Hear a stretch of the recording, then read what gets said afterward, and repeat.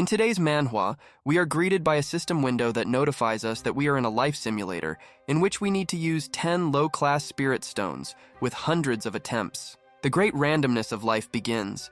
We begin with the fact that our main character is 0 years old. He was just born in the village. He is poor and ugly.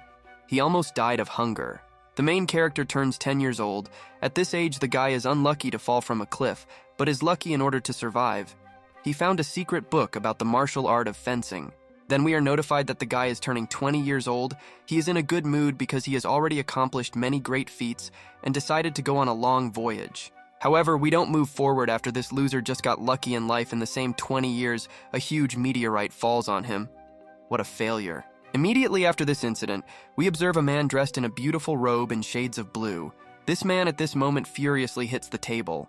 Before us is our real main character. He is extremely dissatisfied with this damn life simulator. Because money is written off from him every time, this crap just drives you crazy, just like Fortnite. This man with long collected hair continues to destroy everything in his field of vision for some time, but after a couple of moments he still calms down to stop. Immediately after this guy calms down, he takes out his wallet and tries to shake its contents into his palm. But there is only emptiness inside. He has lost money again. Our protagonist is suddenly distracted from the sad reality by a system notification that appears behind him. It notifies that the simulation is over and asks if he wants to extract the art of fencing. After the guy reads the notification, he without hesitation asks the system to do this, at least compared to digging up soil and growing flowers.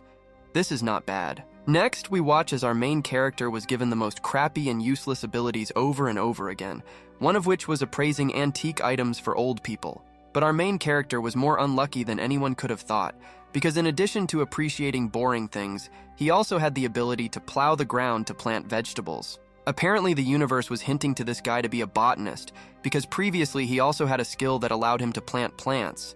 Fencing is 100 times better than this crap. After a couple of moments, our main character decides to get some fresh air. Approaching the street, he appreciates the cool breeze. The first part flies further, the second remains a chill in the throat, and the third spreads sorrows. Immediately after the guy gives out a philosophical thought, he tries to light a cigarette and forgets that he is in an isekai. In a world without the internet and video games, it is indeed very lonely and sometimes boring. While the guy begins to imitate smoking cigarettes, he begins to whisper the name Jinjo Shi twice. He would have lived another 3 centuries if only he had finally become successful. A couple of moments later, a map of these lands called Dongsheng Shenzhou opens in front of us. In truth, 20 years have already passed since he got here. Moreover, our main character was reborn in the emperor's family, and he was supposed to become the second prince of the Xia dynasty. Everything was supposed to revolve around him. A luxurious life awaited him. And the children of other families could not even compare with him, but unfortunately he turned out to be too lazy. He did not even train in the womb, which led to mediocre talent. Subsequently, we had a picture of little 10-year-old Liu Chuan reaching the 9th rank martial artist, while our main character had not yet reached the 9th rank at 20 years old. Then, literally a month ago, they simply decided to send our main character into exile. They told him to his face that he had neither literary talent nor military talent, and besides, he was devoid of merits. The emperor continued to throw a bucket of dirt at the guy.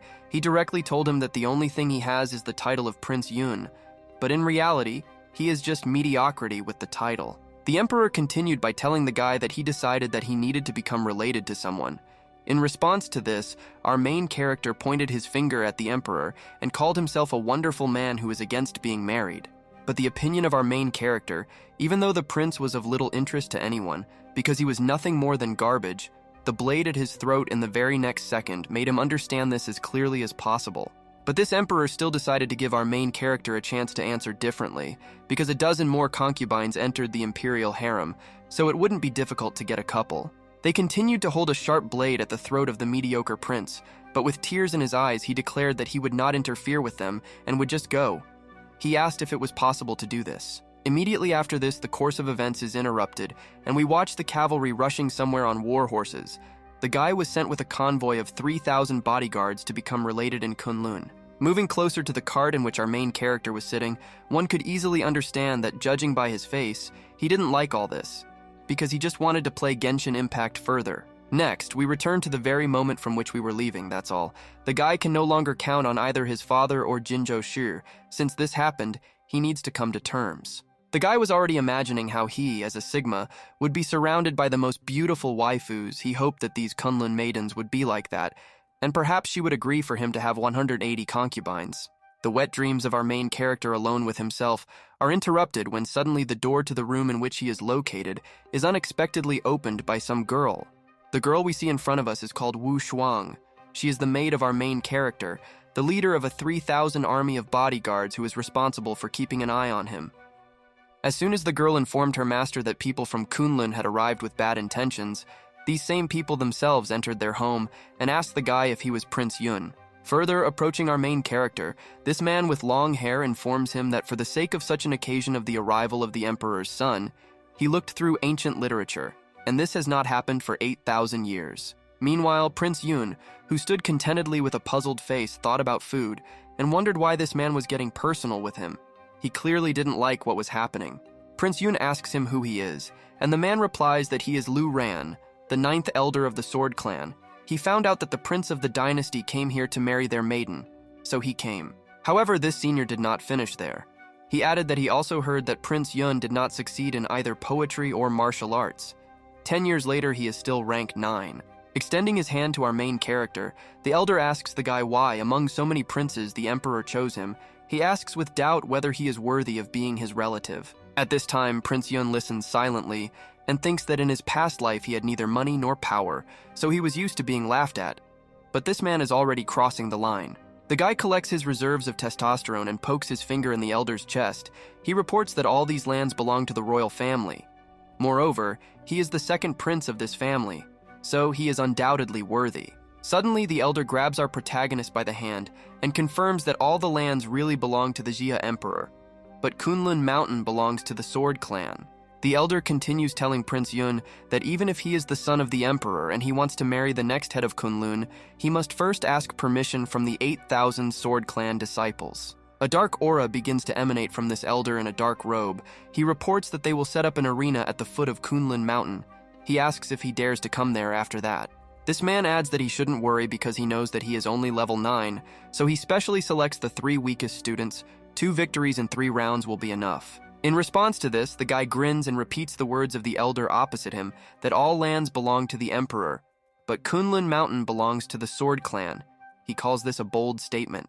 Next, the prince points his finger at this elder and declares that his clan really wants to separate from the emperor's possessions and organize an uprising.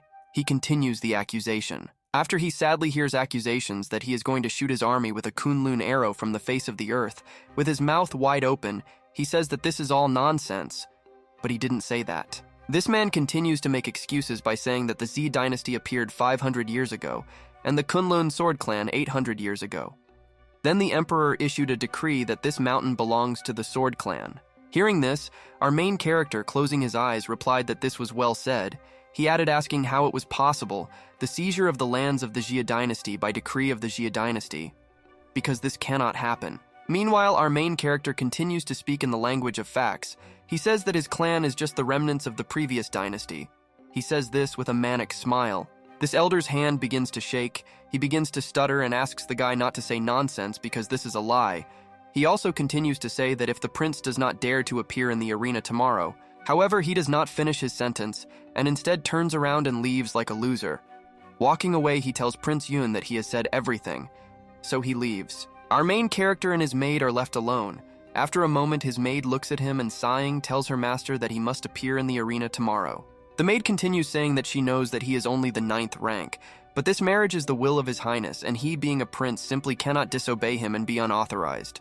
The maid also adds by telling her master that he need not worry about safety, even though he, with his rank, will lose any competition in which he participates. After all, these people from the Sword Clan only want to humiliate him and force him to retreat, but they cannot harm him, and for the sake of the Jia dynasty, she thinks he can still sacrifice his dignity. Our main character unexpectedly replies that there is nothing special in this tiny shame. Besides, he is still a prince, so he needs to keep his mark, and for the sake of the dynasty, he is ready to do anything. But the face of this guy at the moment of uttering these words clearly tells us that he is up to something. He tells the maid that she gave him an idea. She should do something for him. After his waifu maid hears that the master wants her to do something, she begins to feel shy. She asks him what exactly he wants her to do. Immediately after the maid asks this directly, our main character brings him as close as possible to the blonde and tells her straight to her face that she must give him money. Judging by the girl's face when she heard about what she had to do according to her master's order, she was clearly upset. Probably she was expecting a request of a completely different nature for other content. But having taken her self-control in her hands, this girl sharply reached for her full wallet, after which she squeezed it with all her might out of anger in order to give the prince her money. As she was leaving, she threw her wallet into the hands of the young master.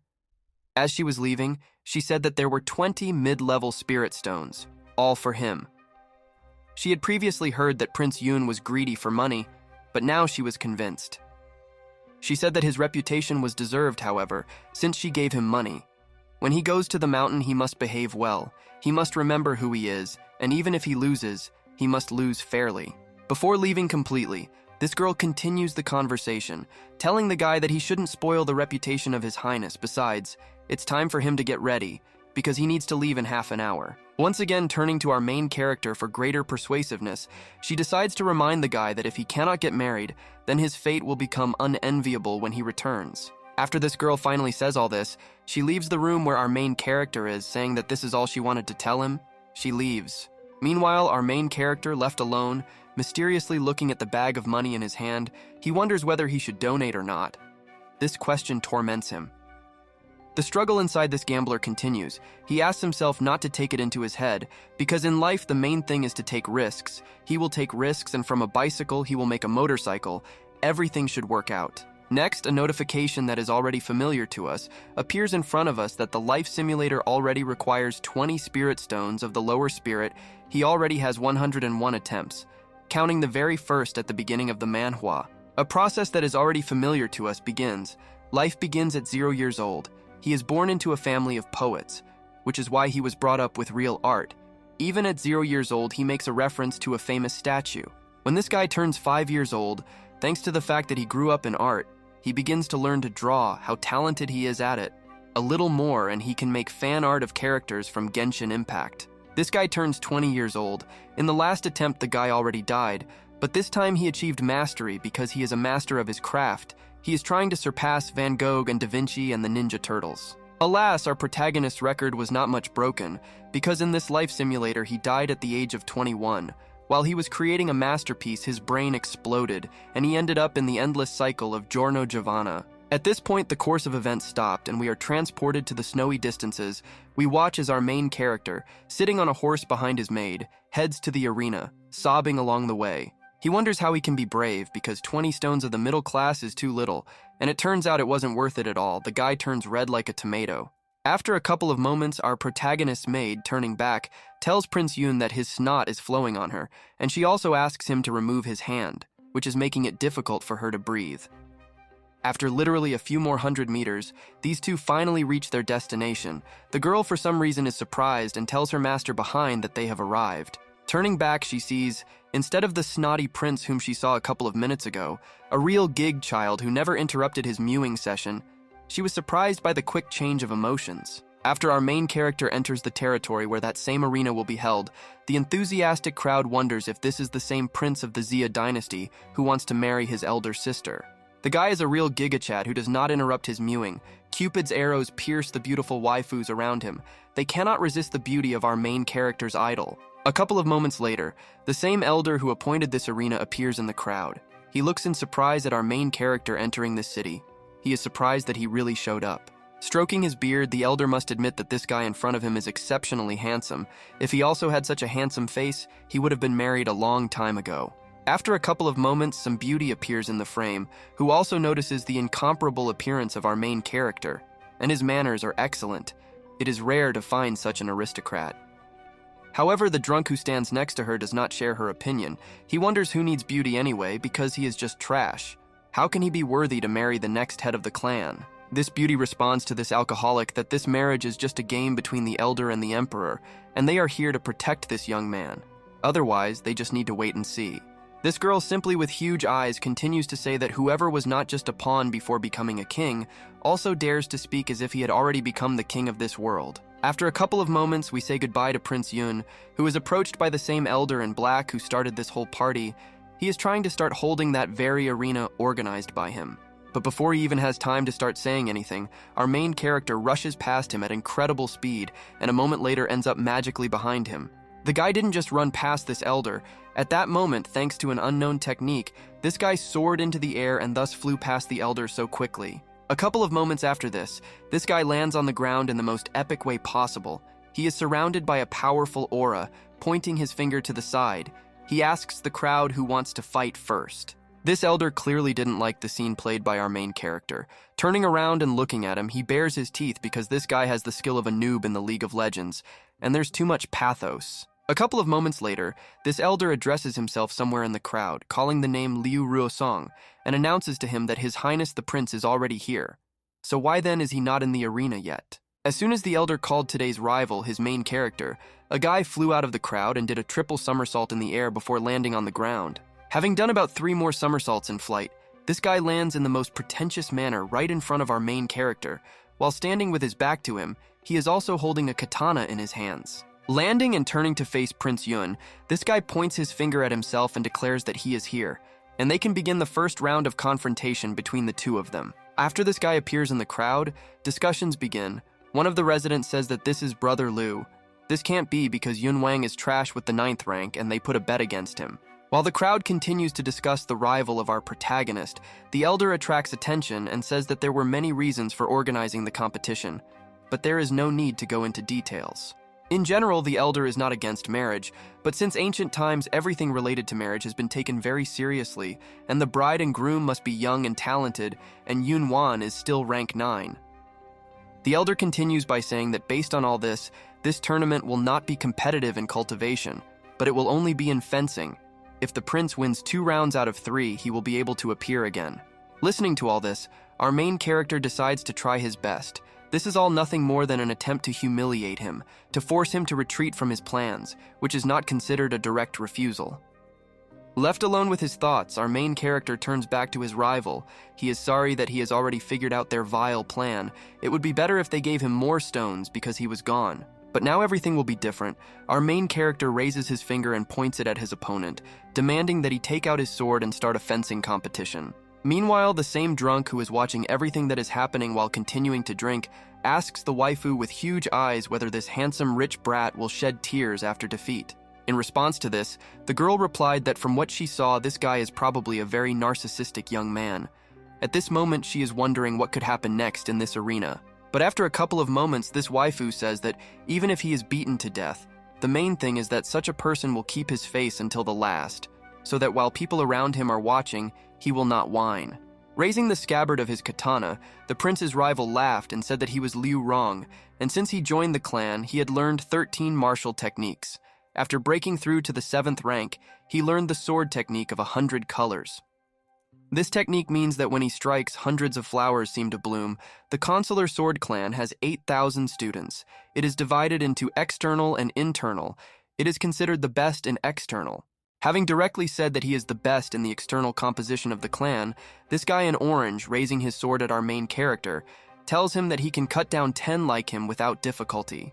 And in general, he does not understand who gave him such courage to challenge him to the first blow. He continues to lick himself, saying that in order to win, 1 blow will be enough for him.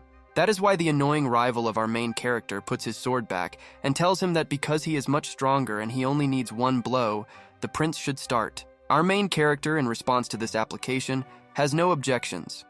Meanwhile, his maid standing in the crowd throws his sword into his hands so that he can start the first round. After the sword is in the hands of our protagonist, he removes it from its sheath with a deft movement of his hands. He warns his opponent that it is too late for him to give up and refuse the fight. Prince Yun continues telling his opponent that if he doesn't give in, he will be very ashamed later. So he warns him what he's getting into. The maid believes that he doesn't understand that he will lose. The girl with blonde hair concludes that our main character is trying to put pressure on him psychologically, but the students of this clan are very experienced, so nothing will work out for him. She hopes that he will not cry. A couple of moments after our main character's speech, his opponent, standing opposite him, asks him to stop talking nonsense and get down to business. Meanwhile, a blow is approaching this guy's throat. Immediately after we saw the blow of our main character, which was aimed at the guy's throat, the frame changes and we observe drops of blood flowing down from this best student of the Sword Clan. Meanwhile, our main character, just like in the coolest films about samurai, finds himself behind his opponent, having already made an incredibly accurate blow, and there is complete deafening silence all around. And his opponent is trying to hold back his tears. The only thing he could squeeze out was accusing our main character of trying to attack him on the sly. The guy stands silently, but after a moment, Prince Yun turns to his opponent and informs him that these competitions are for adults, and there is no term for stealth in them. Moreover, he gave him a chance to give up. The enemy of our main character is trying to ask him to stop because he can't. The guy doesn't finish the sentence, and the whole crowd around him, including these two, doesn't utter a single word. And the elder who arranged this fight simply cannot believe his eyes. He understands that he cannot stop this sword without the help of cultivation. His eyes fly out of their sockets. In greater shock is the maid of our main character, who most of all did not believe in Mr. Yun's victory. Moreover, our main character made his opponent cry, which is not within any framework. Moving to the enemy of our main character, who was filled with self-confidence, he drops his katana. He cannot believe that he could not even prove himself.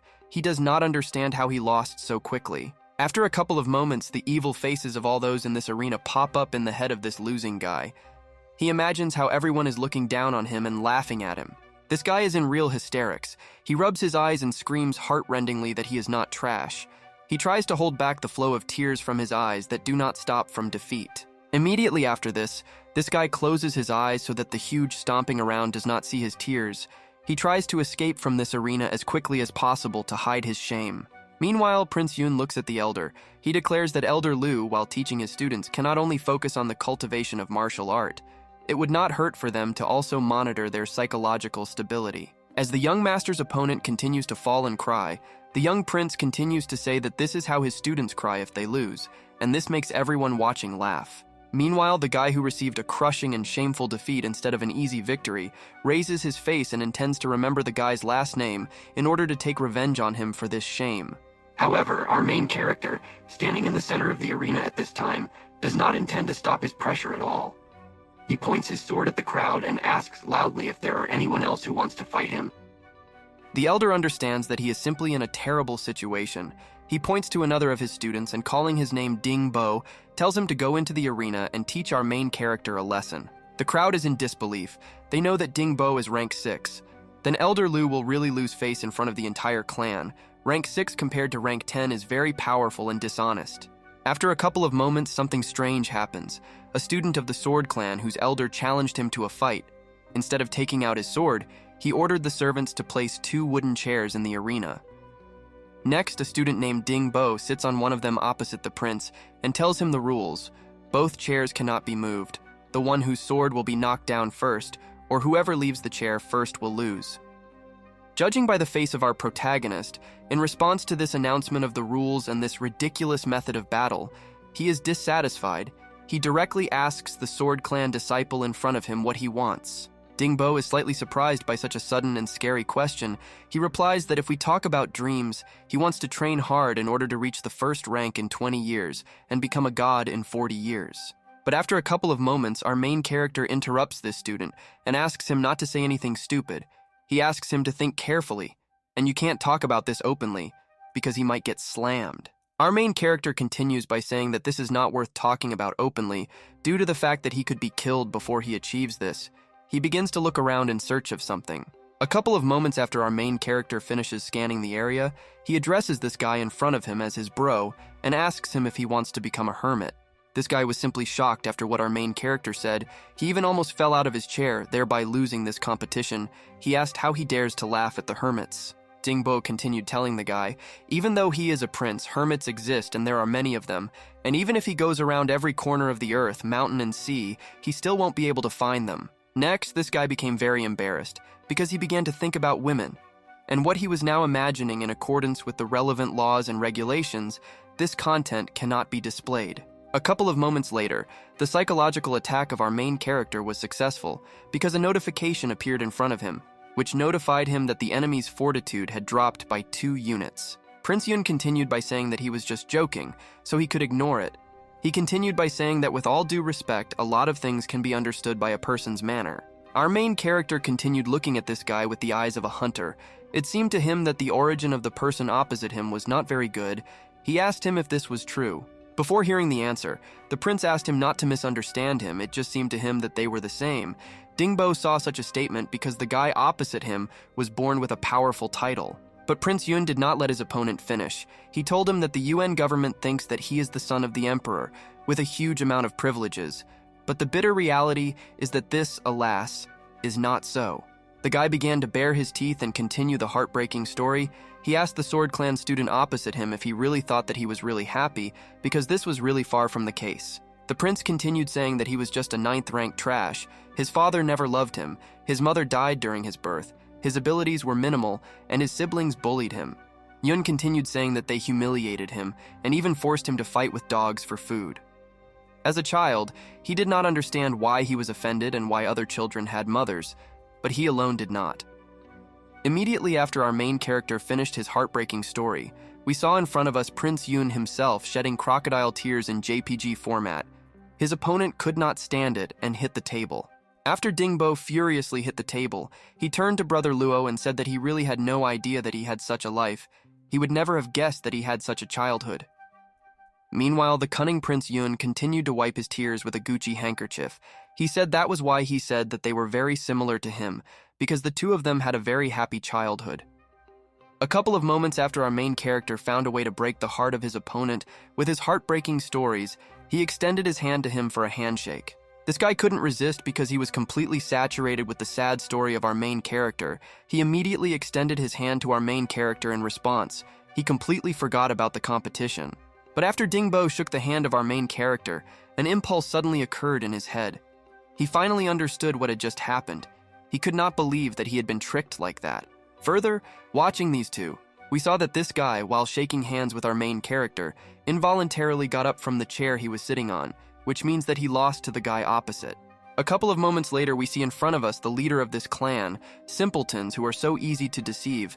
He held his hand on his forehead and did not understand how he could hide his face because he was very ashamed of his students. Then he pointed his finger at his student and told him that he should have had time to take the sword, and he, being a 6th-rank martial artist, simply lost to mediocrity. Meanwhile, the guy who stood opposite our main character was still trying to process the information in his brain as to how this happened.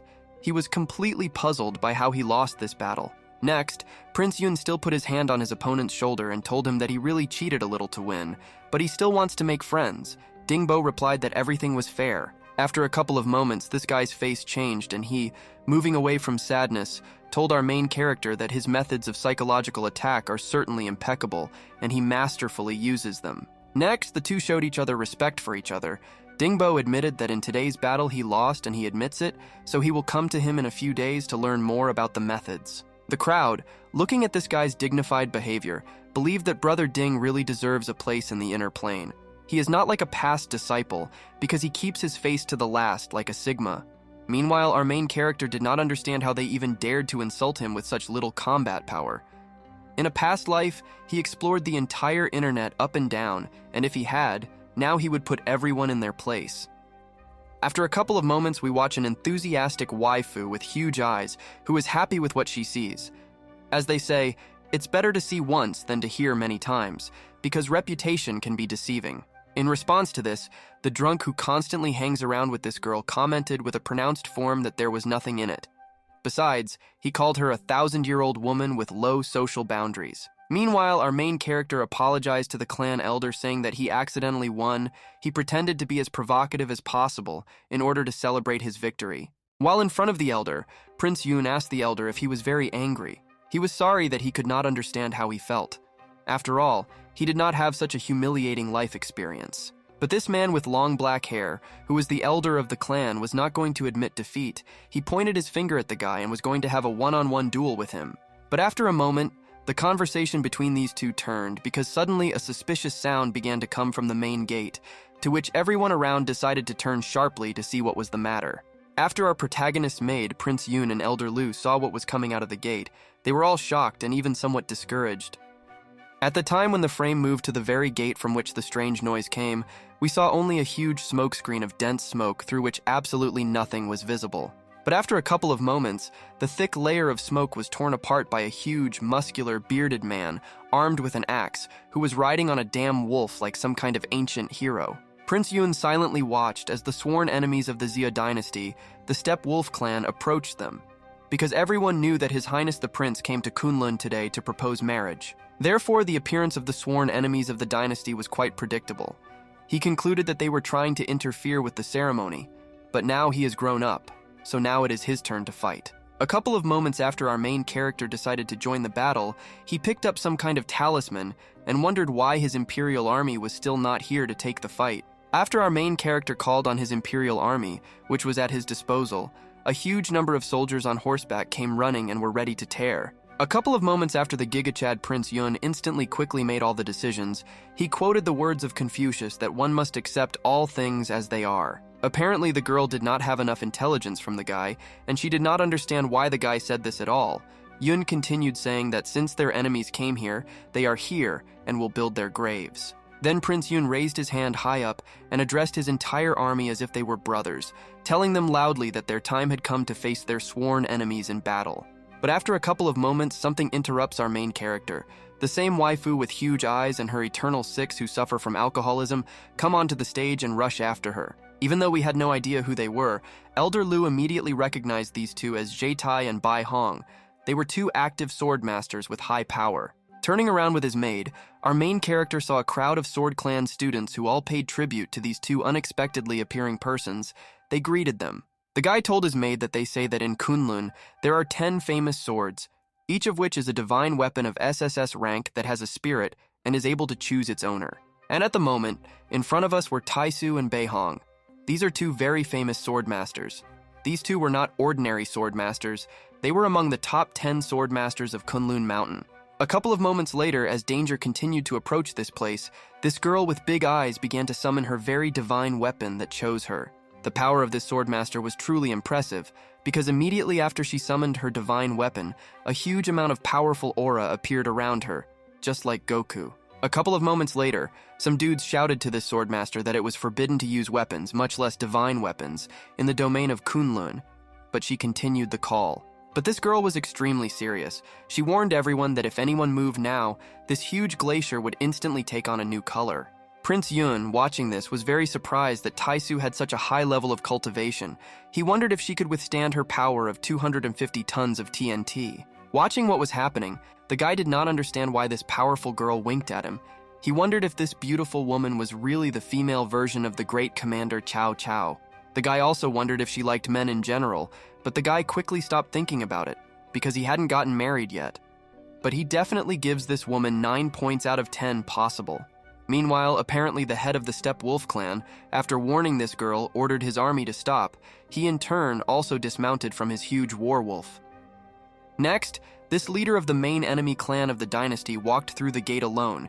He said that as expected from the best sword of Kunlun, she is indeed fully worthy of this title.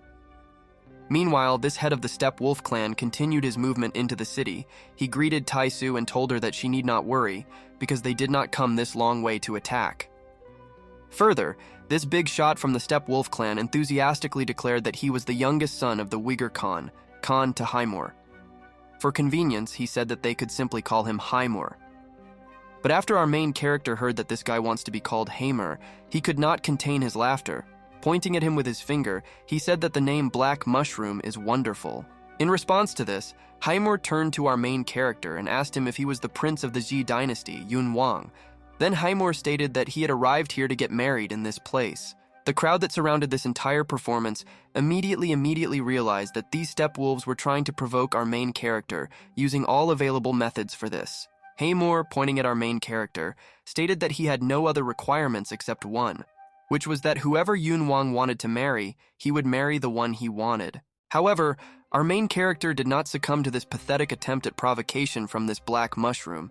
He defiantly sighed and told him that, to be honest, to some extent he admires him. Turning to the language of facts, our main character told Haimur that he, being such a freak, dared to get married. Moreover, to be honest, if he had been one, he would have immediately strangled himself in the womb. However, our main character continued to stand right in front of Haimur, telling him that he wants to get married or not. It remains to be decided only by the place where he came. That is, Kunlun. He managed to excite the black mushroom. It is for this reason that our main character told this guy that for this reason there is no point in him now trying to be at enmity with him, in order to try to somehow influence him. Then we watched as Hamor made every effort to control himself. In his thoughts, he thought that the prince was saying this because this mediocrity, as usual, was chickening out. Yes, this rather strange conflict between our main character and Hamor was observed all this time by the same swordmaster who, with her attack, could demolish her army of this loser. A couple of moments later, our main character, turning on the killer mode, sharply put his hand on Hamor's shoulder and told him that he would kill him one day, and then it would be too late for him to consider him an enemy. These words influenced this brainless guy in front of him even more. He turned to the guy and told him that if he dared to insult him or his father again, he would deal with him. But our main character did not care at all about his words. In response to this, he replied that only a weakling would rely only on his mouth. While having talent, how could he be calm and entrust the goddess to him? Our main character continued to provoke the big man standing in front of him. He said that he, as the son of an emperor, could introduce him to an old wise doctor who could help him, perhaps. The patience of this steroid brainless jock ran out, and he sharply began to swing his fist. Pushing his erection in order to settle scores with Prince Yun right now, he shouted that he was screwed. However, even in response to the fact that our main character was being hit by a blow from a man weighing 100 kilograms or more, he continued to stand there. Nothing had happened. A layer of ice was creeping up to his feet. The source of this magic was a girl who was a swordmaster. She grabbed the legs of this impudent Hamor, thereby pinning him to the floor. He shouted that he had enough will. This girl continued by saying that the decision on whether the goddess will marry one of them or not can only be made by the elder of this clan, and they should not object to him. During this spell, we became acquainted with this girl's divine sword. It is an icy fog that can penetrate bones. It freezes and kills all living things it touches. The eternally drunk swordmaster joins the conversation and shouts that if they yell here, he will turn them into ice cubes and throw them out of the mountain. His next instruction was to immediately follow him to the elders. This Hamor immediately began to back up, bowing to the swordmasters. This man blamed our main character for everything, because he made him lash out at him. He respects the master and will do whatever they say. But a couple of moments after this, something unexpected happens. Our main character raises his left hand and loudly declares that he does not agree with the situation that has just developed. Hamor simply cannot believe his ears. Turning to the prince, he asked him if he had gone. If he wants to be thrown off the mountain, let him continue. But Hamor does not want this at all. In response to this, the drunken swordmaster said that if His Highness is not going to climb the mountain where the elders are, then he can return to where he came from. A couple of moments after our protagonist was sent on his way after he voiced his objections, a barrier appeared in front of his feet that did not allow him to pass beyond it. Hamor at this moment looked contentedly at our main character, who was left behind him like a loser. He thought that he was really stupid if he really decided to contradict the swordmaster. But our main character, as if nothing had happened, stepped over the barrier that the swordmaster had created and said that no matter how great Kunlun was, he was still part of the possession of the Xia dynasty. Coming forward, Prince Yun asked the swordmaster why he dared to threaten him, the prince of the Xia dynasty, and why he needed to compete in the ring to climb the mountain while this loser did not. Standing in front of the swordmaster, Prince Yun continued to express his dissatisfaction. He asked him if he thought that the Steppenwolf clan was more noble than the imperial Xia dynasty. At this moment, the maid of our main character was wondering if her master had gone crazy, because he objects to the swordmaster of this mountain. Even she will not be able to protect him if something goes wrong. In response to this, the drunken swordmaster replied to our protagonist that such a thing as strength comes first. And Hamor is already at the 6th rank, so there is no point in him competing with him for the right. Prince Yun responded to this by saying that it seems that Swordmaster Bai Hong adheres to double standards.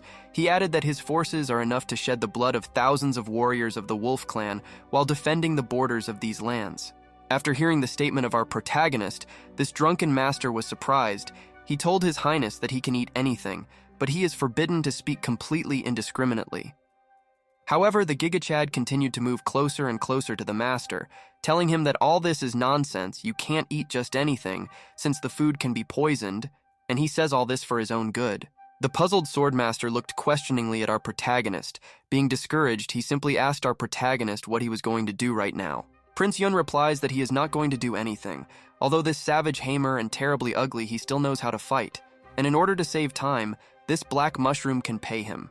The prince continues by saying that in order to save time, Hamor can pay him 100 mid-level spirit stones. He asks him to do this on behalf of the dynasty emperor himself. The drunken swordmaster was offended by what he heard. He immediately tried to run into our main character, shouting how dare he. but he was stopped by another swordmaster nearby. This girl then said that as a disciple of the Kunlun Sword Inner Clan, her monthly fee is only 5 mid-level stones. She will give him this 100 kanmei for Bai Hanu so that he will forgive him right now. After Yun received the money in his hands, he turned to Hamer and told him that even the swordmasters paid him. He asks him if he can pay him to go to a meeting with him. After a couple of moments of fighting, this big guy continued to try to control himself. He pulled out his wallet and said that since Yun Wang did not have enough stones, he would give them. He said this with his teeth bared. After our main character took the wallet with savings from Heimer's hands, he opened it and said that it turns out that Kulin students and the sons of the Khans are not too rich either. But in fact, the thoughts in the head of our main character were completely different. He was already anticipating how he would donate to the simulator, and if this continues, he will definitely succeed. The Swordmaster further said that the spiritual power between heaven and earth is like the ebb and flow of the tide. And now when heaven and earth are depleted, each spirit stone is very precious. A couple of moments after the girl made her speech, another master who always hangs around with her turned around and began to walk away. He told her that it was time to leave, and asked why she was talking to 9-rank garbage. Meanwhile, Prince Yun asked his maid Wu Shuang why she froze. He asked her if she had heard that he was going to the mountain. He ordered her to ask 2 people to come and carry him to the mountain. But the girl, turning to our main character, recalled that she told him that she would take him, but she did not mention that someone else could rise with him. Surprised, Hamer again added his useless remark. He told our main character that 2 swordmasters were walking, and he wanted to be carried in a palanquin. This is super impudence. In response to this, our main character began to defiantly do exercises, asking the black mushroom if he could see how he was very exhausted from the battles, as if paralyzed, and when he got tired, he would have to carry him. This stupid steroid jock simply couldn't believe his ears, because our main character continued to continuously humiliate him in every possible way in the language of facts.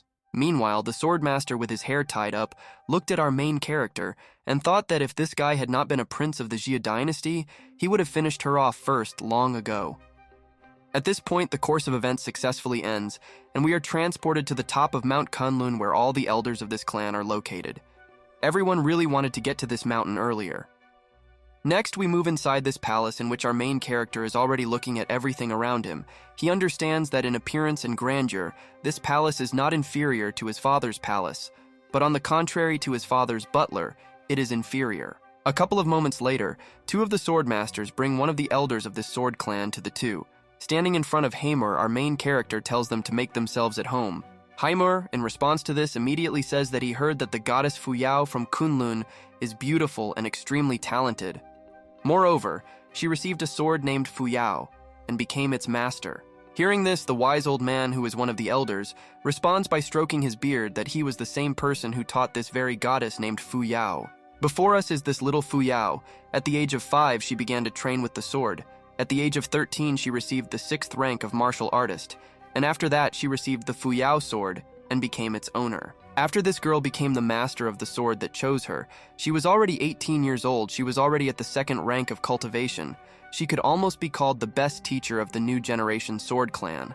The old man continues saying that even if the 2 of them begin to take turns naming her virtues, they still don't speak, so it's better to forget about her. He asked these 2 how they could prove the sincerity of their intentions. Judging by the face of this thick-headed jock Haymor, he was clearly not ready for this question. And our main character apparently understood why this question was asked. He called him an old sly fox. But after a couple of moments, Hamer came forward and told the foreman that if the goddess Fuyao marries him, then he is ready to offer 10,000 horses and cattle from lovely pastures. After it was our protagonist's turn to name how they could prove the sincerity of their intentions, the guy tried to turn to his maid to find out what they could offer. The old grandfather, the father of our main character, sent him to get married without even giving anything in return. He understood that he could not let this black mushroom win, so he raised his hand saying that he had something to say. After the attention of everyone in this room was focused on our main character, he directly said that he had nothing. Hamer was simply shocked by such a move. He could not believe it. Further, the old man who was the elder stated that since Prince Yun Wang had not prepared anything, then this young man from the Steppe Wolf clan who offered a significant gift in exchange for the goddess becomes him. But our main character, Sigma, was again ready to go against the decisions of important people. Coming forward, he told the old grandfather that if he chooses Hamer as his son-in-law, he will doom Kunlun to destruction. Our main character did not end there. He continued saying that if he did this, he would immediately become the greatest villain of all time who allowed the death of the entire clan. Apparently with this sentence, our main character crossed a certain line, which is why the swordmaster standing behind the elder charged a powerful attack at the guy, asking him how dare he threaten the master. While this powerful attack continued its movement directly at our main character, he concluded that he had gone too far, and it seems that now they will really kill him. But a moment later, when our main character should have already been lying dead, we watch as some unexpectedly appeared sword interrupted the death of our main character. Everyone was in shock. The swordmaster who was watching all this immediately managed to look at the sword that stopped the attack. She realized that it was a sword named Danking. That is, the sword of the master himself. The drunken master who was about to finish off our main character with his attack, puzzled, asked his teacher why he was protecting this brat of scum who dared to threaten him. In response to this, the teacher told his student that a guest is a guest, so they have no reason not to listen to Prince Luo's arguments to the end. But if he cannot give a reasonable explanation, then it will not be too late to kill him.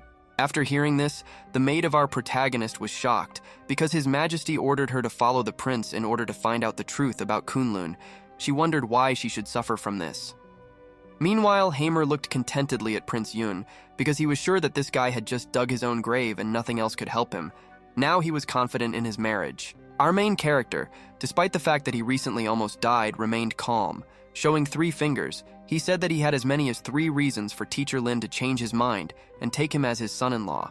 However, the drunken master, watching this whole ridiculous scene, was sure that everything that this guy burned would be nonsense, so he was calm about his death, because all this was nonsense and nothing more. Meanwhile, Prince Yun began his attempts to convince the old man. The first reason was that Fu Yao is a goddess, a sword master, and the future head of Kunlun. Then why does she suddenly need a husband? Maybe there is another reason behind this. The elder replied that it is no secret that the famous sword that she has is Fu Yao, which cuts off love and destroys the heart. Only by overcoming the emotional barrier can she reach a new level. She needs someone to help. In response to this, our main character proceeded to the second reason, which was that the Steppe Wolf clan was quite poor, but was ready to give a generous dowry in order to help Hamer marry. And Emperor Sya did not give our main character even 1 spiritual stone. He didn't care whether he could get married or not. Hamer, surprised, asked what this had to do with the fact that his intentions were honest. The third point was that our main character is a loser, so he doesn't mind being a tool of Kunlun and giving his life for it. And Hamer has great talent. The Steppe clan has big plans for him. Next, our main character asked the master to answer whether he would take him as a son-in-law, whether he would be a Kunlun sword master, or whether he would continue to be the leader of the Steppe Wolves and not sacrifice himself to the clan. After hearing the third daring argument of our protagonist, all 3 of them, except the master of this clan himself, were in shock. Hamer threatened the guy that he was a dog who would soon spit blood for his words. However, the master himself had to admit that Prince Luo's argument seemed very convincing, and his eloquence really convinced him. But he still does not have a dowry, and this remains a serious problem. Next, our main character answers that in this case, instead of a dowry, he will give him his painting, which he will write especially for the master of this clan, and thereby he will solve the problem. After a couple of moments, the girl runs out of patience and tells our main character that even if Hamer did not come with good intentions, he doesn't know that the prince can deceive his Kunlun. Hamer, in turn, also continues to say that the sword masters and the main teacher should believe him because he came here with good intentions, and his dowry is a generous gift from his pure heart.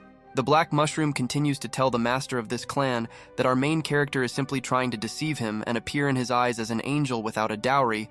Prince Yun at this moment takes out a parchment.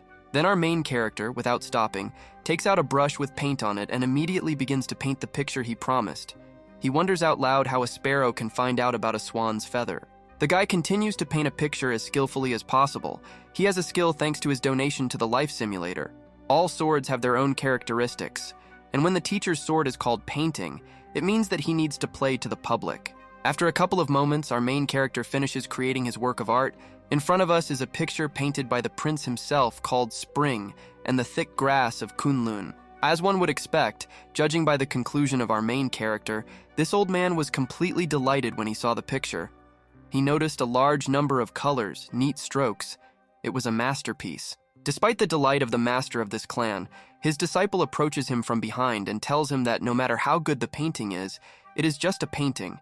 Besides, people will laugh after they find out what kind of dowry they received. After the master of this stone hears that this kind of dowry can disgrace their clan, including their goddess, he understands that his students' words really have meaning.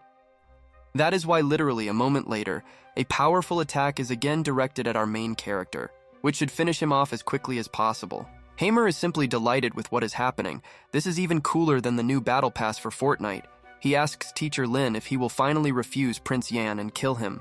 After a couple of moments, our main character was simply in shock. He pulled back and wondered what the hell was going on, because he drew a damn masterpiece and it didn't help. But Hamer's face changed its expression as quickly as possible. After the clan master passed by our protagonist, he wondered why he simply ignored him. Then we watched as the master of this clan simply walked past our main character with his two students. They were all thinking about how they could all deal with this problem and what to do. After Prince Yun managed to once again survive the most terrible moment, he immediately realized that it seemed that his bet to paint the picture was correct, and he saved his life. Approaching our main character, this clan master looked at the divine sword and asked our main character to try to lift this sword with his own hands right now. Considering that our main character, with the help of some miracle and great charisma with critical thinking, survived, he immediately grabbed the hilt of this sword in order to take this sword in his hands. Next, we watch as the guy easily picked up this divine sword from the ground. It feels like this sword did not weigh even 1 measly kilogram in the hands of Prince Yun. The clan master was very surprised because the guy had just picked up the sword called Dankin.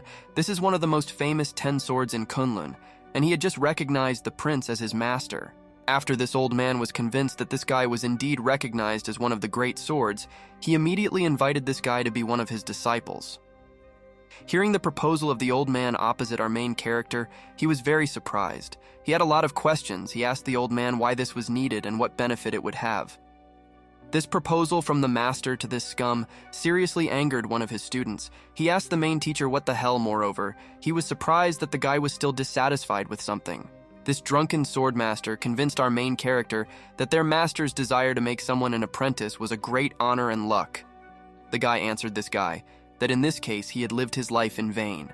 While the guy standing behind his teacher continued to be very angry at our main character, the main master approached the guy and directly asked him what else he wanted for consent.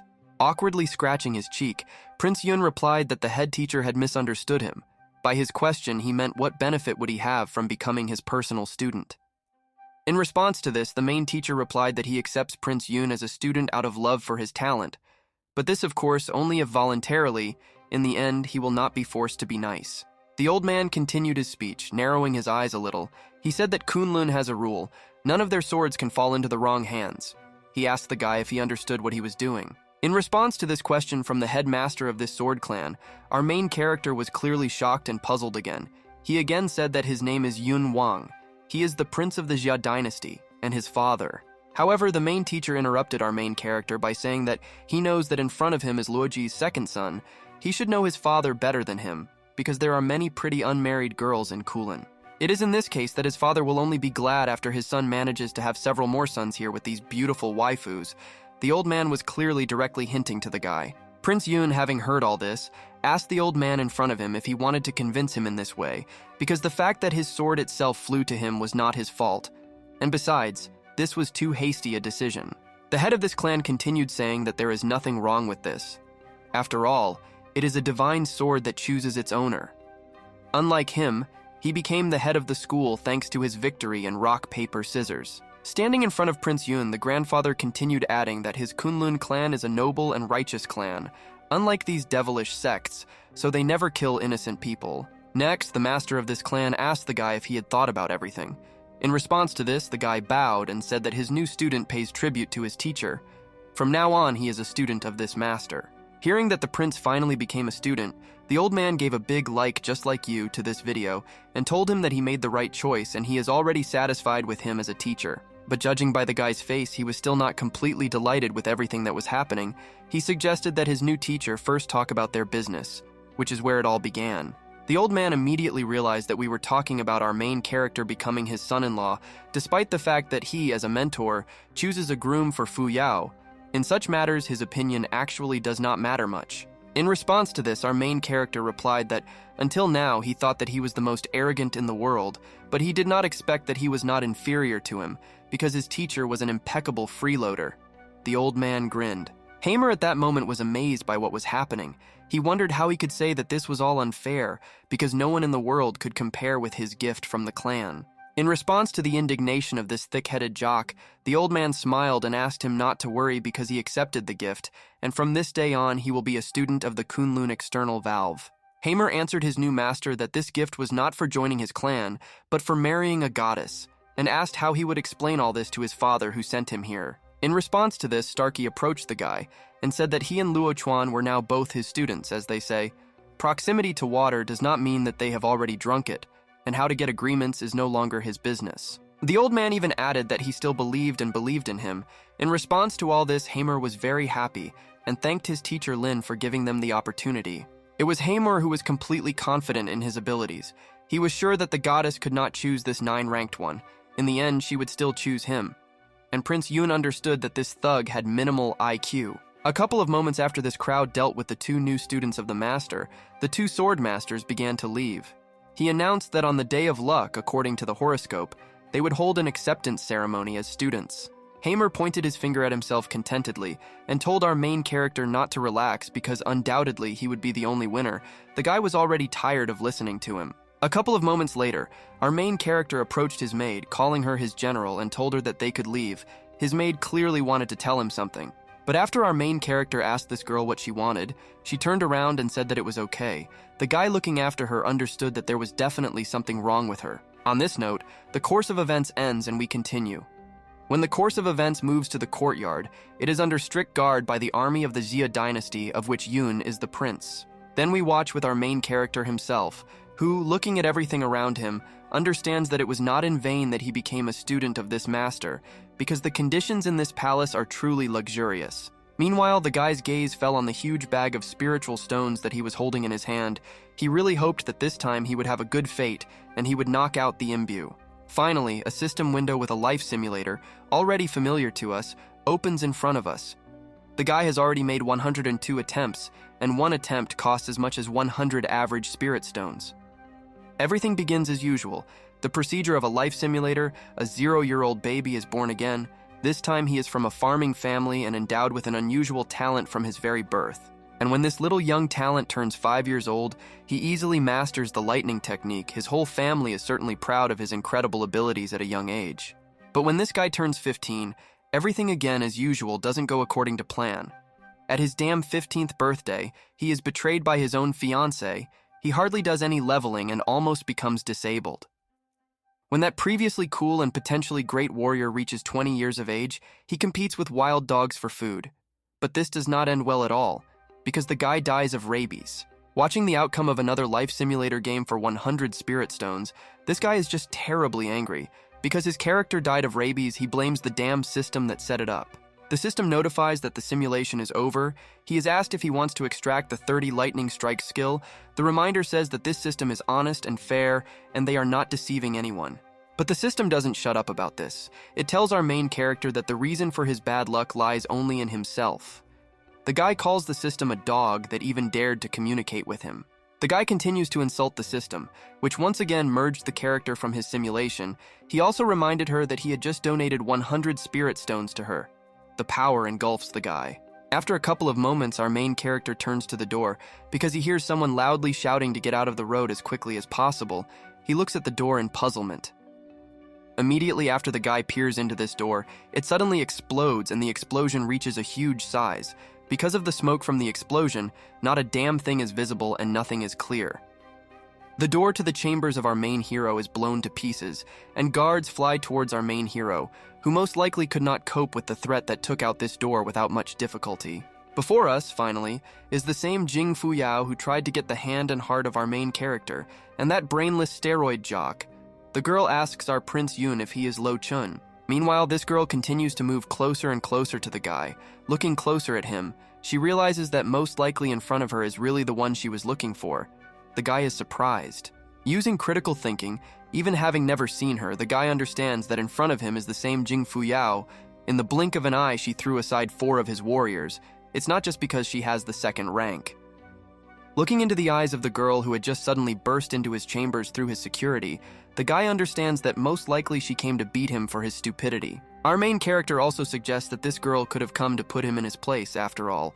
He is Yun Wang, a 9th rank trash, and she is a goddess. He needs to be careful. The guy tries to call this girl by name, but this girl closes the distance with him faster than he can say something. Looking at him, she calls him handsome, so she will choose him. After Prince Yun hears that this girl is going to choose him as her husband simply because he looks handsome, he is in real shock and cannot believe his ears for some time. The girl continues, despite the fact that she thinks it's a waste of time, and the likelihood that the guy can help her become stronger is close to zero, and she only does it because the teacher convinced her. This goddess with pink long hair and flirtatiously straightens her hair and tells our main character that in fact she is quite easy to get along with. And if he thinks that this is not so, he has his own reasons. After this goddess with pink hair suggested that our main character look for his problems, he turned his eyes to the side and replied that he would try his best. But this is hardly true. Despite the fact that this girl said that she was easy to get along with, dark energy began to emanate from her. She told the guy that if he could help her become level 5, she would seriously fall in love with him. But if our main character doesn't succeed, she will immediately kill him, after which she will immediately exchange him for a new husband in order to try again. Our main character understands that despite the fact that this girl said that she was easy to get along with, this is not so, because he is not a complete idiot. She is too arrogant if she just leaves like that. After a couple of moments, the guy collects his reserves of testosterone in order to block the path of this arrogant goddess. Standing in front of her and placing his hands on his sides, she demands that she stop. The girl actually stops in front of the guy, but judging by her look, she is already ready to kill our main character for daring to stop her in such a brazen way. He asks what's wrong. Turning to the language of facts, our main character informs this girl that she broke into his house and injured his security guard without even asking permission. At least she should pay him some medical expenses. After a couple of moments, we observe how our main character's maid has been watching what is happening all this time from a hiding place. She understands that in front of the guy is now a second-class martial arts master.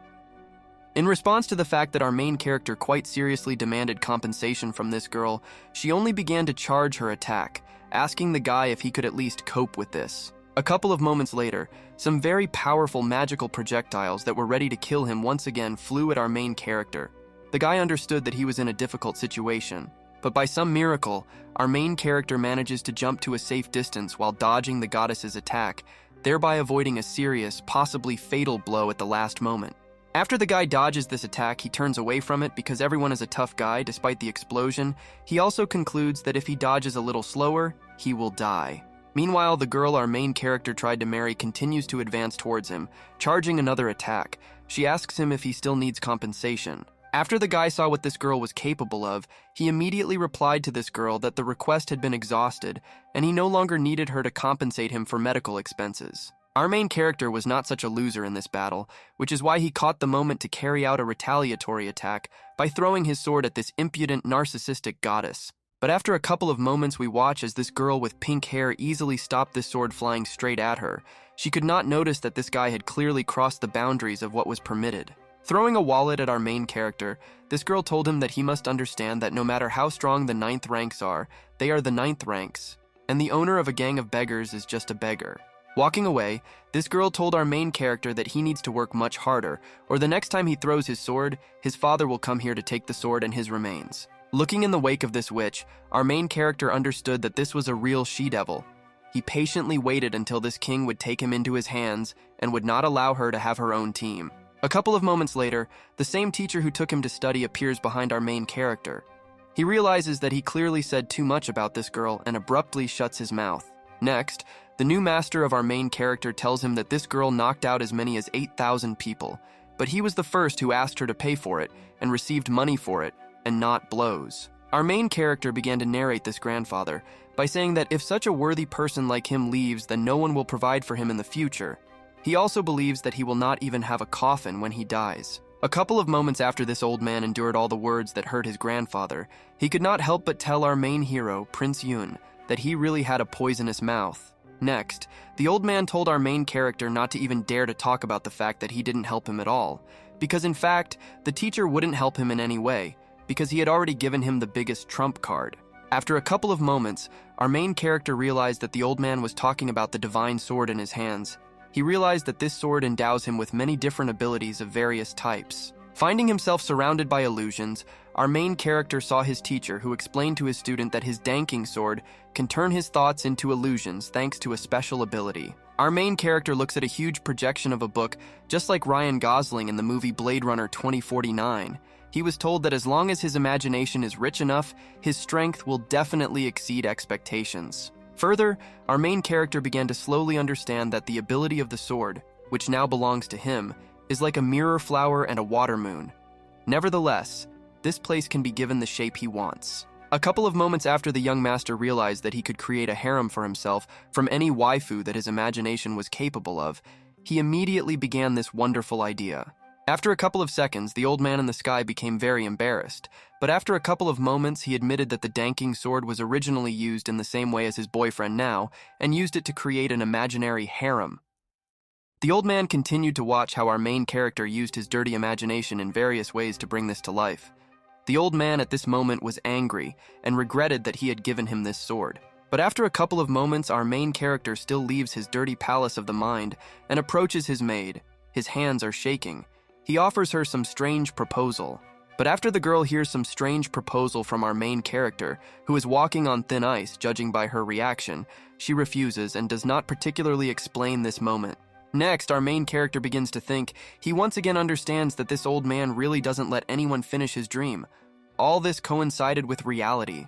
A couple of moments after this reflection, our protagonist tells his maid that she still has the nerve to ask him why he thinks that someone would approach him casually. Next, our main character decides to ask his maid for what reason she is carefully trying to protect him. In response to this, the waifu replies that she is doing all this on the orders of his father, the emperor. Hearing this, young Prince Yun continues to tell the girl since she eats special food she should never die. Moreover, she was ordered to protect his safety, but she repeatedly failed. After our main character's maid hears this one harsh accusation against her, she gets very angry and asks the guy what the hell he's going to do in this case. But instead of answering, our main character closes his eyes and is very embarrassed. He only begins to laugh mysteriously without uttering a single word answering the question. At this point, the course of events breaks off and continues when we watch our main character get another bag of spirit stones. He understands that the fact that this little woman is rich is great. Meanwhile, having received a huge amount of money, the guy sits on his knees and realizes that after he receives 400 stones, he has the opportunity to donate to the life simulator 4 times. The guy is completely confident that with the help of 4 attempts he will get a useful skill. After half an hour, the process begins. He prays that he will get the skill of a Buddha or a Jade Emperor of SSS rank. While the guy is begging this life simulator to give him a really useful skill, the life simulator window appears in front of us again, which welcomes our main character again. However, this time, unlike the past 100 or so, a slightly different system window appeared in front of our main character. This time, he had a choice between 2 different options. The guy immediately noticed this innovation and was very surprised because all the past hundreds of times when he used the life simulator, there was nothing like this. For the first time, he was given some kind of choice. A couple of moments after this, another notification appears in front of the guy's face, notifying him that the life simulator has been successfully updated to version 2.0, which can simulate reality for 5 to 8 days. As it turned out a little later, this update meant that our main character could now use the simulator to simulate not an artificial reality with random people, but his own. The first day, nothing happened. The next day, something interesting began to happen.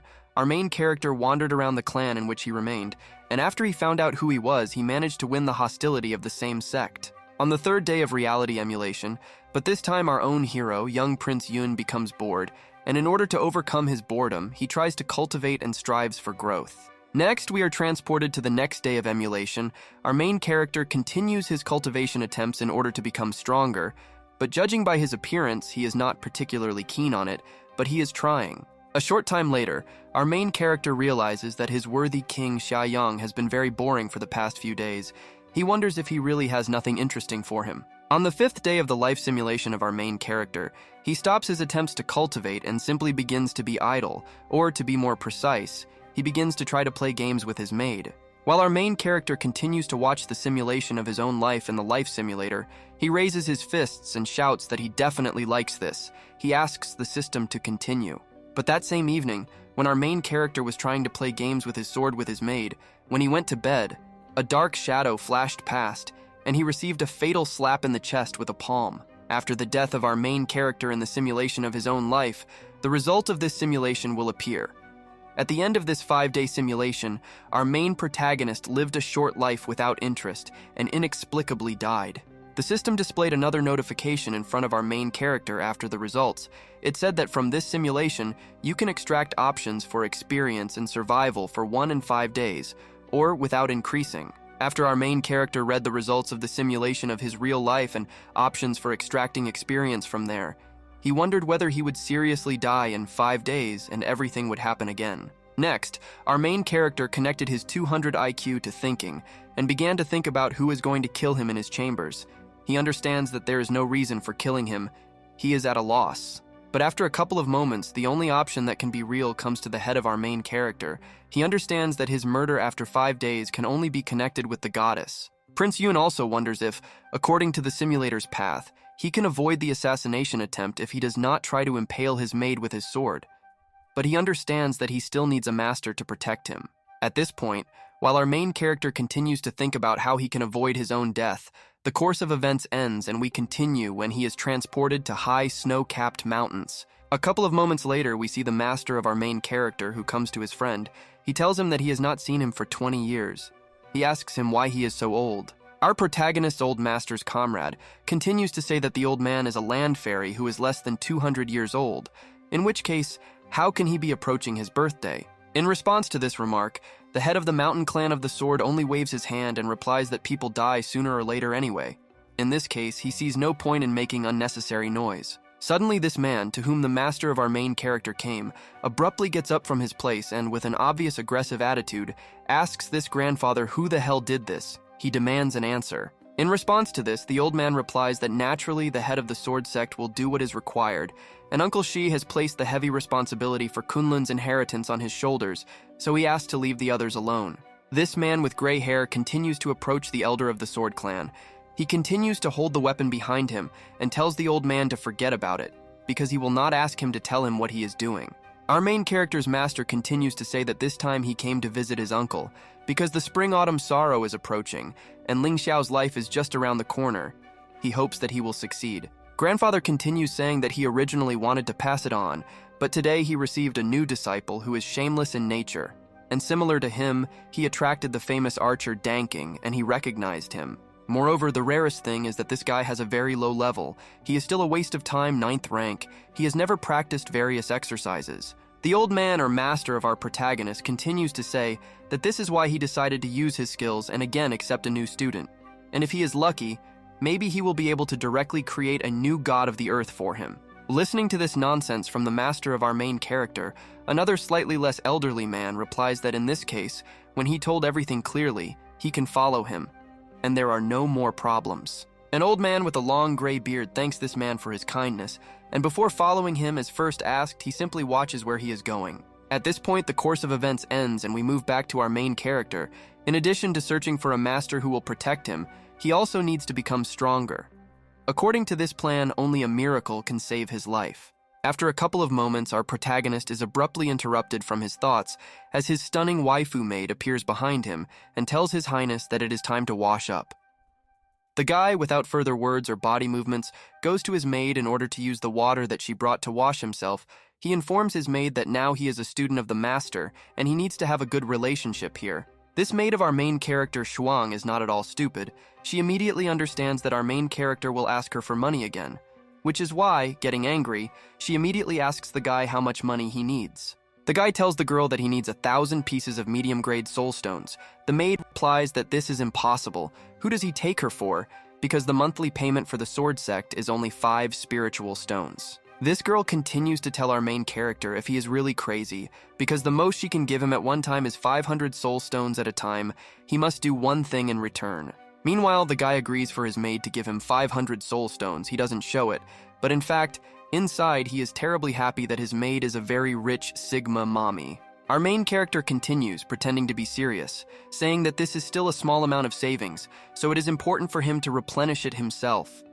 Moreover, he cannot lose the face of his father. And as for the help that the maid asked our protagonist in exchange for money, he said that he could help with several services at once if she could add money in this case. While our main character stretched out his hand and waited to receive a wallet of spiritual stones for another simulation of reality, the girl handed our main character 500 pieces of stones and asked him to save some money. While the guy continues to hide his real mood inside himself, he takes money from the hands of his maid and asks this girl not to worry because he will save. But in his heart, he understands that she still has a lot of money. After our main character takes a wallet with 500 mid-level stones inside, he looks at his maid and asks what she wants him to do for her for the money given to him. The girl entrusted our main character with the task of finding out how many land gods there are on Mount Kunlun. Having heard the request, the guy asked if this was all. He asked her to wait at home with a calm soul because he would fulfill the request. After this girl gave our main character money and gave him the assignment in question in exchange for money, they watched as the guy walked away contentedly.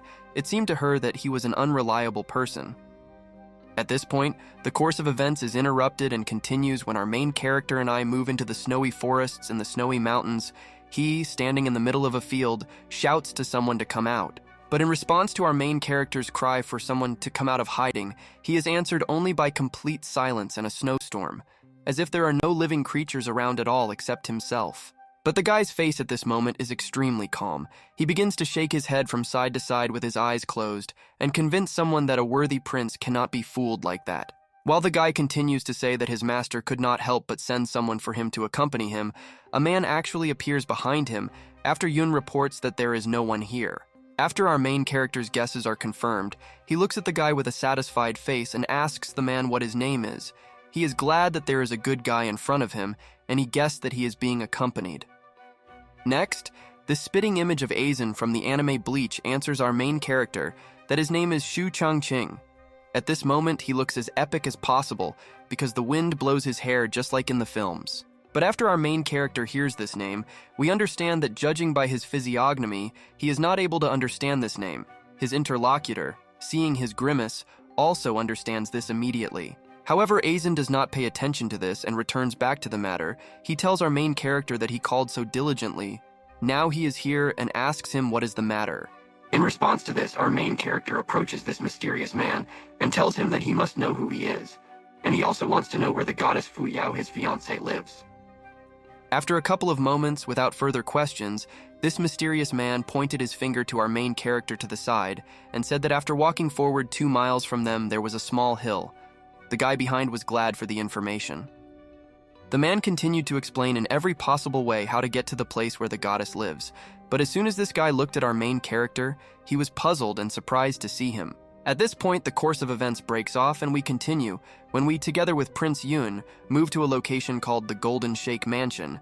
There are a huge number of waifus around the guy. As soon as our main character came here, these crowds of girls immediately noticed him and began active discussions. Because the main character has the appearance of a Korean idol, they know that he is married to a goddess. But after a couple of moments, our main character abruptly decides to use the Sigma emotion. At that moment, he thinks that defeat is too pathetic for him, and for the sake of sincerity, he should treat her well. A couple of moments after this, we see a goddess with pink hair moving straight towards her husband. She thought that he came to her because he had made a breakthrough in power, but there was no progress at all. After making sure that our main character is still a weakling, she asked him what the difference is between him and ordinary salted fish. The guy answered this girl that there are some things that he wants to discuss with her. Hearing our main character, this waifu with pink hair continued saying that she still needs to train, and there is no time to waste, because she wants to break through to the next level no later than next year. A couple of moments later, Haymor or a black mushroom appears on the stage. Unexpectedly appearing and surprising our main character, approaching these two, Haymor asks if this is Sister Jean, isn't it? The goddess is surprised to see Hymera because she sees him for the first time. Unlike us and our main character, she asks the man who continues to approach them who he is. Haymor does not have time to introduce himself personally. Because our main character helps him with this, he informs the goddess that this is Haymor or a black mushroom who has just arrived on the mountain as a student. After our main character introduced this guy, Haymor added on his own that our main character is just a snide loser. He admired her for a long time, and later he joined Kunlun in order to see the waifu. After a couple of moments, our main character approaches this slow-witted guy, and holding his nose tells him that he has already seen her, so he can leave because this waifu needs not to be distracted for self-improvement. Our main character covered his nose with his hands for a reason, because he added asking this mushroom who he looked like. Moreover, he asked him if he even took a bath after arriving because he was carrying him. After a couple of moments, the pink-haired goddess herself joins in and calls the guy in front of her just a younger brother. She also says that if he's from the outer gate, it would be better for him to return. The main character approaches this guy again to add fuel to the fire. He tells him that they are not targeting him, and the smell from his body is really strong. He continues to humiliate him. After a couple of moments, the patience of this thick-headed jock runs out, and he beats off the hand of our main character, telling him to stop. He asks what his ability to be so annoying is. He challenges him to a fight. Immediately after this proposal from the black mushroom, an obvious disgust appears on the face of our protagonist, because as a person he cannot be so shameless. Moreover, he is throwing out a useless challenge. The aura of this thick-headed jock is starting to get stronger. Most likely he is ready to fight right now. Even the waifu next to our main character tells him to fight him right now.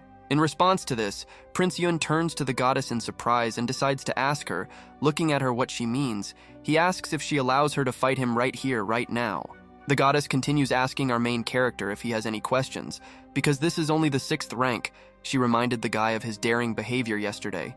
And now is the time for her to look at him in action. After this goddess so brazenly, but in the language of facts, put our protagonist in his place, his face was sad.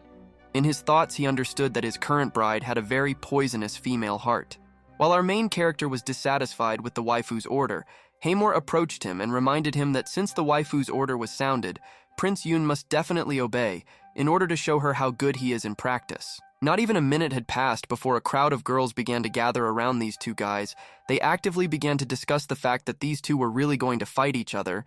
They also discussed the deep character of the girl. However, despite the fact that our main character was not enthusiastic about the upcoming fight, he sharply points his finger at Hamor and tells him to draw his sword. His face is serious, and his tone is as hard as a rock. Hamor, who heard our main character's remark that he told him to draw his sword, was very surprised and pointed at himself and asked if he asked him to take out the sword. As we know, this guy prefers his fists. Apparently this was a brilliant plan of our main character.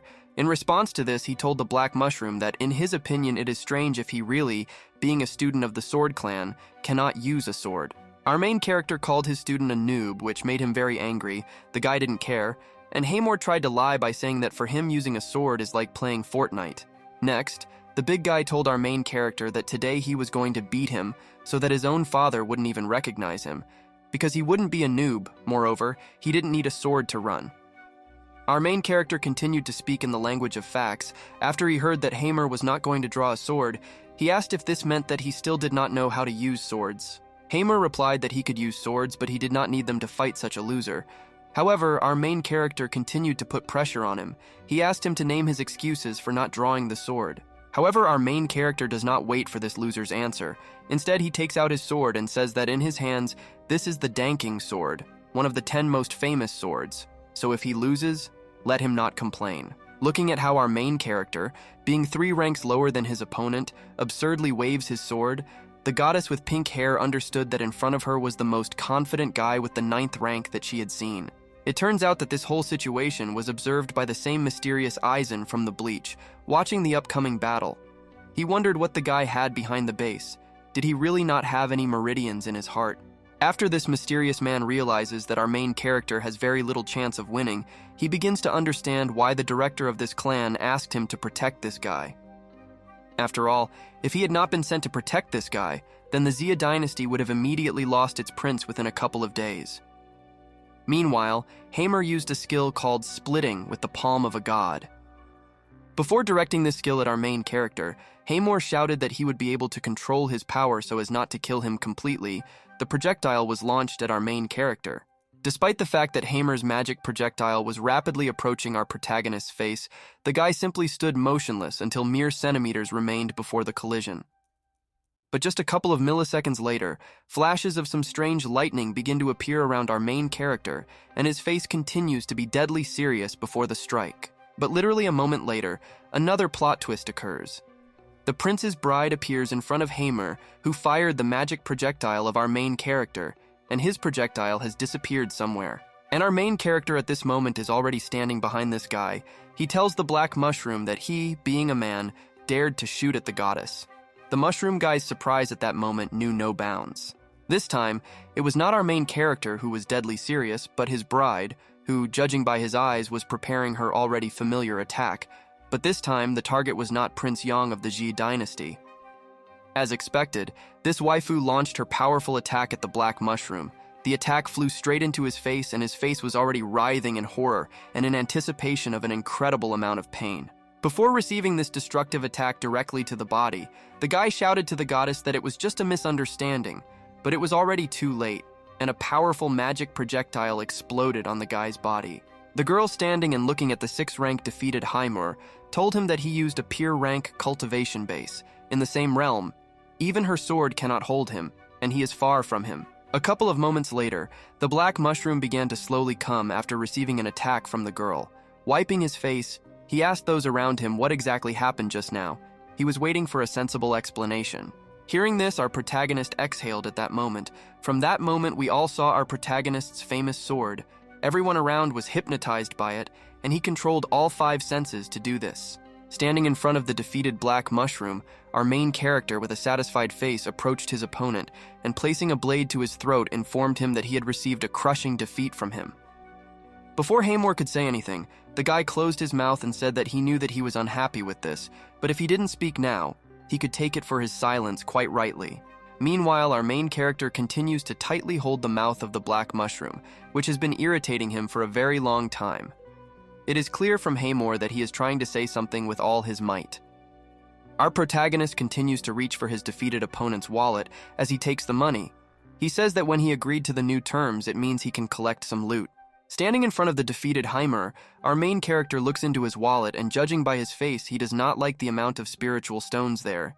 He again begins to hint to him that his clan is very poor. As soon as our main character continued to take steps towards the defeated black mushroom, he immediately passed out, literally giving up his spirit. The guy asked him if he was dizzy. After a couple of moments, our main character ran as quickly as possible to the goddess who was watching the battle. He asked her to look at him now. He also asked if they could talk now. Immediately after our main character asked his bride for permission to talk, this goddess looked at the crowd around and began to run towards the side at breakneck speed, but Aizen continued to watch. After the crowd had fled, the girl continued by saying that she really didn't expect that one of the legendary swords would recognize him as its master. But today, he was able to show her superpower. However, given the leak-proof base of the 9th rank of our protagonist, if he can make a second sword, he will be able to show his supernatural power to truly full extent. The girl continued to look at our main character with the eyes of a tigress. She told him that she was really interested in what he was going to talk to her about, even considering that our main character is now having difficulty standing. After this girl's words that it was hard for our main character to stand, he actually fell to the ground, landing on his 5th point, and said that such insight is truly worthy of a goddess. However, this girl's amazing abilities didn't stop there. She abruptly turned to the side and asked someone if he really thought he had good camouflage practice. Immediately after the mysterious man watching our main character realized that he had been discovered, he quickly used the technique of the Joestar family in order to run away as quickly as possible. After the mysterious man who was spying on our main character ran away as quickly as possible, the girl again turned to our main character, saying that now he can say what he wants. A couple of moments after the prince of the Jia dynasty used the emotion, he told the elder sister that she should have seen his qualifications because it was terrible. He wants to finish what she told him. The guy continued saying that for this reason, he hopes that big sister will help and provide material assistance to his little brother, such as giving him 800 pieces of high-quality spiritual stones or something like that. Our main character continued to look at this goddess with a smile on his face. He asked her if such a small thing would be difficult for her. The girl was very surprised after she heard such an obvious monetary request. But after a couple of moments, this girl still broke the silence between them and told him that she very much doubted that now he wanted to eat soft rice or something like that. Meanwhile, in response to this, our protagonist continued to use his idol looks to the maximum along with charisma. He told the girl that she could confidently remove the words of doubt. In addition, she has already decided that she is going to marry our main character. Moreover, such things should not be divided between husband and wife, because everything that belongs to him belongs to her, and vice versa. After this girl heard many arguments from our main character as to why she should give him money, she told him straight to his face that she had never met such an arrogant person like him. A couple of moments later, the guy asked her if her master was the same, and the girl, meanwhile, threw the guy a wallet with spiritual stones and said that she was not as rich as he thought, so she threw him 100 pieces. The guy thanked the girl for the spiritual stones, and the girl said that 100 pieces of these stones, according to her estimates, if no accident occurs, then this will be enough to improve to the 5th grade. The girl added that if he doesn't make a breakthrough, she doesn't want to see him, but the guy, judging by his behavior, didn't care anymore. He was literally wagging his tail with the joy of receiving the highest quality stones. After a couple of moments, the girl asked him if he still wanted her to poison him back. He might as well have said that he wanted to forget about it. The guy thanked the girl and he began to swear at him. At this point, the course of events is interrupted and continues. When the guy finds himself in the Golden Shake Mansion, he understands that people with good faces are usually more kind-hearted. They are often the same as him. The course of events is interrupted again and transferred outside of this mansion. We are watching Aizen from Bleach, who is looking after our main character. Apparently, he is exhausted after escaping from this girl. The course of events is interrupted for the 3rd time, and we continue when the location changes to high snow-capped mountains. We again move like the same 2 old men who are peacefully communicating. After a couple of moments, the master of our main character uses magic to see what he is doing. He is in shock because this jackal is taking a bath and enjoying life. After a couple of moments, this old man for some reason remembered the first owner of the sword who passed on to our main character. His person immediately pops up before his eyes. He is very similar to our main character. In any case, the master of our main character understands that there is still a basis for growing the level. Sooner or later, he will be strong. But while he is awakening from the past, he has time. Next, this master of our main character continues his appeal to an unknown person. He tells him that he can definitely help him make Kunlun bigger and much stronger, and make it shine again as it was before. A couple of moments after this, as this grandfather continues to cry out for help to a mysterious person, in the direction where he was pointing his hand, a huge portal from the game Portal 2 opens. Meanwhile, we are transported back to our main character, who is training hard to increase his cultivation rank. At this moment, he thinks that what he is doing is a one-time research or a serial investment. Further, our main character understands that all these options are not correct, because he has suffered many losses of breeding stock before, so it is better for him to be conservative and see how many days he can live. But the thoughts in the bathroom of our protagonist are abruptly and suddenly interrupted after some kind of magical projectile flies at him from an unknown direction. He immediately assumes that it is a killer. After a couple of moments, our main character simply looks at the shell that is flying towards him, and he is almost ready to accept the fact that right now his life will be over. But then he realizes that this does not seem right. But after this strange thing flies into our main character, he does not die. Getting up from the bath and showing us his muscular body on a vegan diet, he realizes that it turned out to be a force. Looking at his hands after this strange incident, our main character began to feel how the chi energy was spreading throughout his body, and all the veins became smooth. He does not understand why everything is happening so inexplicably. Immediately after this, our main character literally lifts his nose into the air and assumes that this must be his cultivation base getting deeper and deeper, and his rank turns to 8th. Meanwhile, we move back to our main character's master in the snowy mountains. He screams that this is nonsense, because with such a physique this happens once in a lifetime. He could not reach the 8th rank with so little training. Further, we understand that the unexpected increase in the level of our main character is the work of an old man. He understands that it takes several miles to transfer energy through the air. That is, he, as a high-level ground god, can do this. Meanwhile, the master and teacher of our main character continues to generate energy sources in his hands. He absorbs them with wishes that everything will be fine. Please do not fool around, be careful, and so on. A couple of moments after this, the course of events ends and we are transported to the emperor of the Xia dynasty, who at that moment is again having fun with some beauty with his sword while playing fencing. But after a couple of moments, this couple is distracted by something, and this something is in the inner part of the robe of this emperor.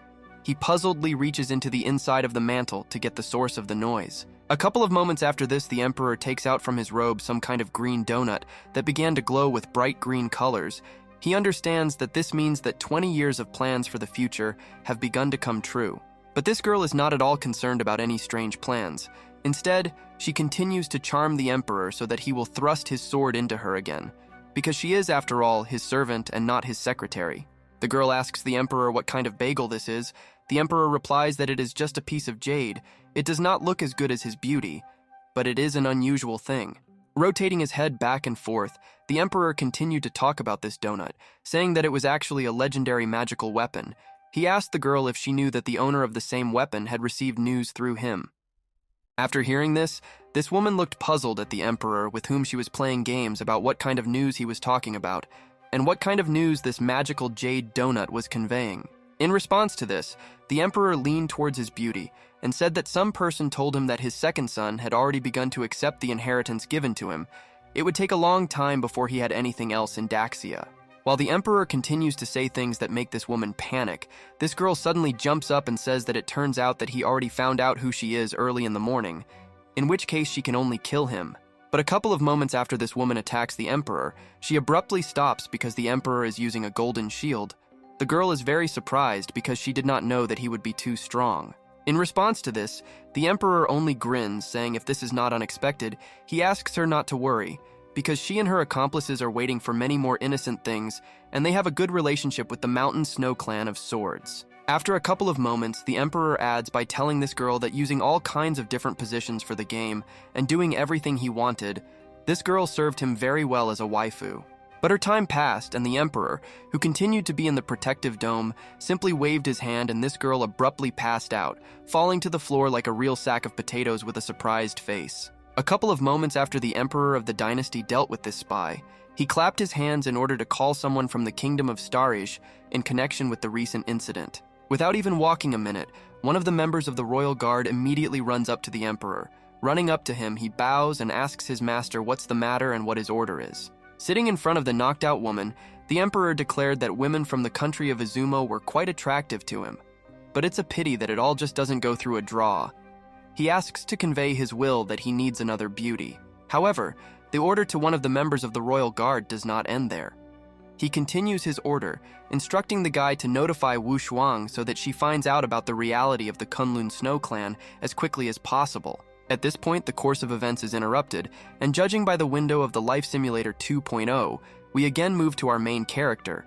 This time, one attempt cost 20 units of low-level energy of spiritual stones. Due to the fact that our main character is playing Life Simulator 2.0, he has again shown his own life. On the first day, he does not do anything useful, and just looks at the poster.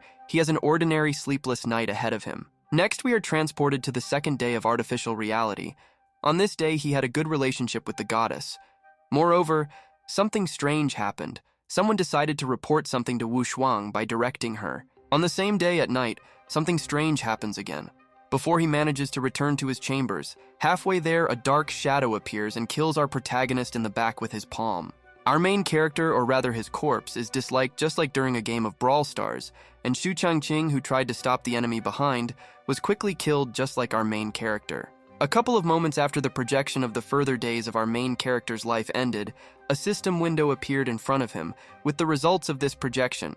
The result was a short life of 2.5 days without bright moments. Immediately after the result appears in front of our main character, after that 2 options again appear in front of him.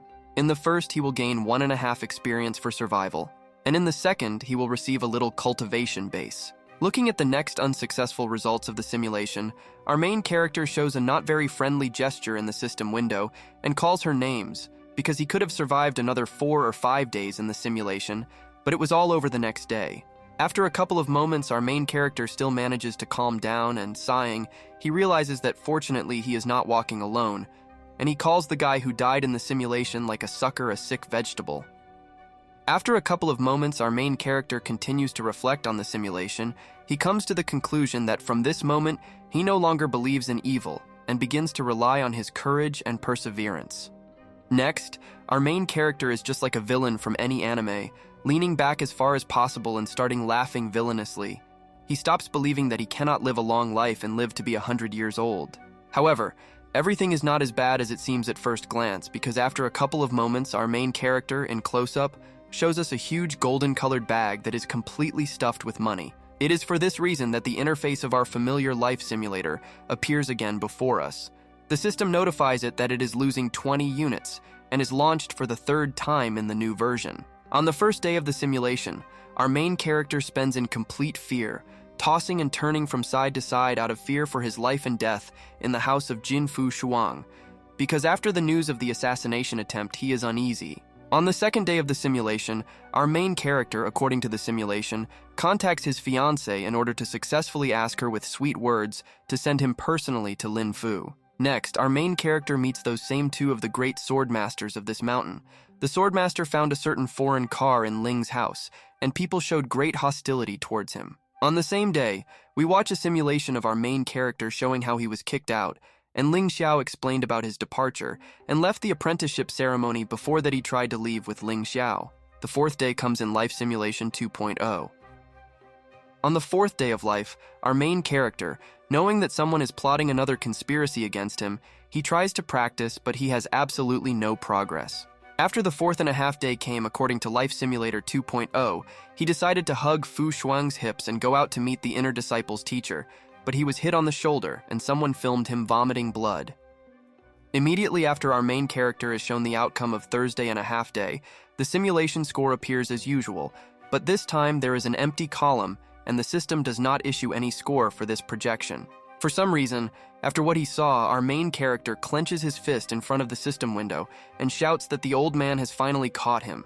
For some reason, he is indescribably happy. A couple of moments after this, the guy collects his things and, going out into the street, begins to create masterpieces using the ability that he received while using the Life Simulator 1.0. He, as the second student of the main teacher of Kunlun, can do a lot. Meanwhile, our main character finishes painting the picture and hides it in the sleeve of his long robe. After the guy finishes painting several paintings, he looks at the supplies for painting and wonders why he doesn't just make another painting since he's already sat down. But this time the art of our protagonist surpasses absolutely all boundaries, because in this picture he depicts his bride in an incredibly cool outfit. Moreover, he paints her with a huge sword. After our main character finishes drawing this masterpiece, he takes it in his hands and, at arm's length, begins to examine it in as much detail as possible, because this is a real masterpiece in his hands. But a couple of moments after the guy continues to admire the painting of his bride, the bride herself appears behind him, and standing behind him tells him that his painting is good enough to be judged. Immediately after our main character is scared to death, he gets up from his place and, hiding the drawing behind his back, asks the goddess so that the next time he enters his chambers, she first greet him. Covering her eyes arrogantly, this woman answers our main character that there is no need for him to teach her how he should go anywhere. She came to ask the guy if he really broke through to the next rank. Our main character, with a smile on his face, reports that this is indeed so, and after so many years of hard work, coupled with a bloody battle with Hamor, he finally found himself in his place and took advantage of the chance. After a couple of moments, the bride opposite our main character begins to get angry and says that she was the one who defeated Hamor and that he had nothing to do with it, so it was none of his business at all. Literally a second later, our main character, making a sweet face, approaches this lady and tells her that since she is here, he would like to ask her for one thing, but this woman immediately refuses. But in response to an instant refusal, the guy says that it's not about Lingxi at all. He says that he just wants to meet with his teacher tomorrow morning. She wants his fiancé to help him go there. Next, our main character takes out one of the pictures he drew and tells her that in the end she knows that such an excellent young man like him will always intentionally hurt many students. That is why if our main character goes to his master alone, he will most likely get a lot of problems on his soul, which is why he needs help to get there.